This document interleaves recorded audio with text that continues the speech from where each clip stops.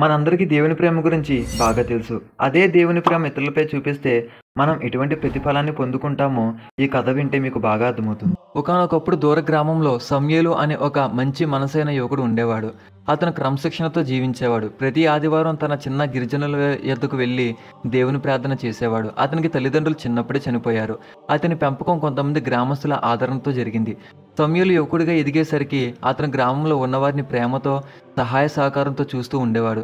ఎవరికైనా అవసరమైతే ముందు వచ్చేది ఇతనే. కానీ అతని జీవితం పూర్తిగా మారిపోయిన సంఘటన ఒకటి చోటు చేసుకుంది.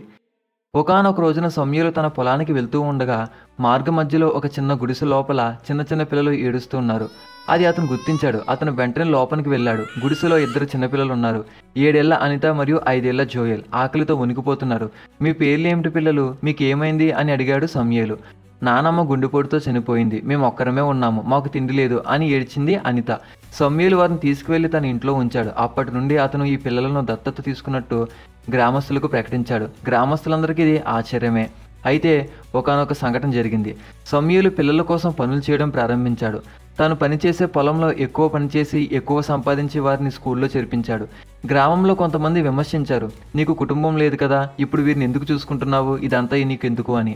అతను నెమ్మదిగా బైబిల్ తీసి చెప్పాడు. యాకోబు 1:27లో దేవునికి స్వచ్ఛమైన భక్తి అనగా అనాథలను మరియు విధవరాలనే వారి కష్టాలలో చూసుకోవడమని, ఎందుకంటే పవిత్రమైన పని లేదని చెప్పాడు. 10 ఏళ్ల తర్వాత అనిత డాక్టర్ అయింది. జోయల్ ఓ యువ పాస్టర్ అయ్యాడు. గ్రామమంతా ఆశ్చర్యపోయింది. పిల్లలు గొప్పవాళ్ళు అయ్యారు. వారు సమూయేలుని తండ్రిలా చూసుకుంటూ ఆయన కోసం మంచి ఇల్లు కట్టి ప్రతి ఆదివారం ఆయనతో కలిసి ప్రార్థన చేస్తున్నారు. ఒకరోజు గ్రామం సభలో జోయల్ ఇలా చెప్పాడు. దేవుడు మనం ప్రేమను చూపిస్తే ఆయన ప్రేమ మనపై రెట్టింపుగా చూపిస్తాడు. నా జీవితానికి నాన్న సమూయేలు ఉదాహరణ అని చెప్పాడు. ప్రేమ అనేది మాటలలో కాదు, కార్యాలలో కనిపించాలి. దేవుని భక్తి అనేది పూజల కంటే ఎక్కువ మనుషులను ఆదుకోవడమే. ఒకరి జీవితం మార్చాలని మనసు మనకుంటే దేవుడు మనల్ని కూడా ఖచ్చితంగా వాడతాడు.